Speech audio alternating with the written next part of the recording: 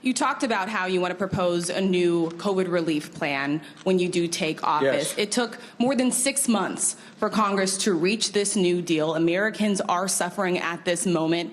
How can you assure Americans that relief will come and come soon? You all asked the most interesting questions.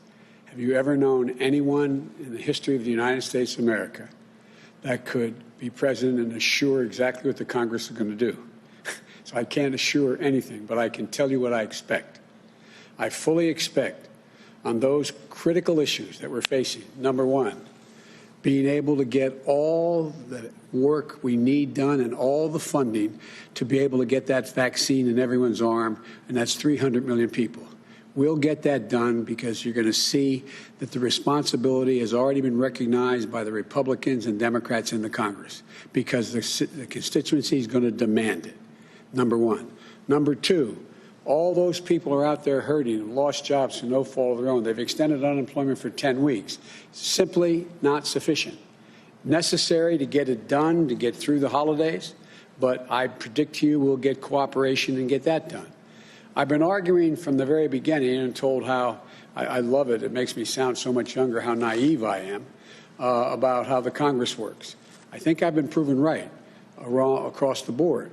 The things that are left to deal with, from employment to people needing unemployment insurance, to the ability to have access to health care, the ability to get the treatment for free, et cetera, all of that is something that the public is not going to stand for us not doing. And I think with Donald Trump not in the way, that will also enhance the prospect of things getting done. Will your plan include a new round of stimulus checks to the American people? And if Yes. so, for how much? Well, look, that's a negotiating issue, but it will. Yes, it will.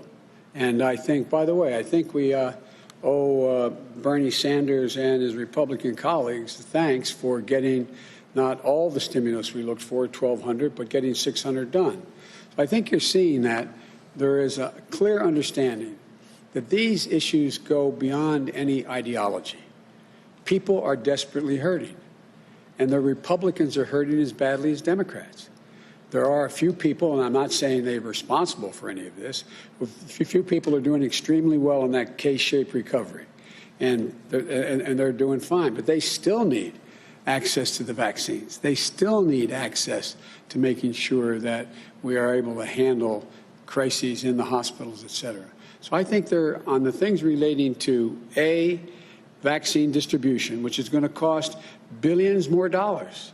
It's simply going to cost billions more dollars. We need national standards to lay out to help governors determine how they're going to get that vaccine throughout their communities, number one. Number two, we're going to need to take care of those people who, through no fault of their own, are unemployed.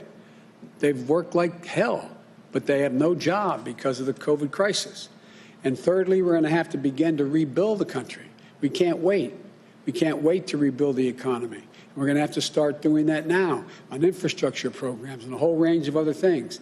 I think the sort of the dawn is broken on the vast majority of people. There are still people who don't want to help.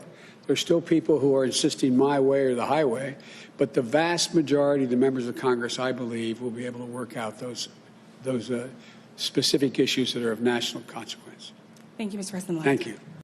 Hey, NBC News viewers, thanks for checking out our YouTube channel. Subscribe by clicking on that button down here and click on any of the videos over here to watch the latest interviews, show highlights, and digital exclusives. Thanks for watching.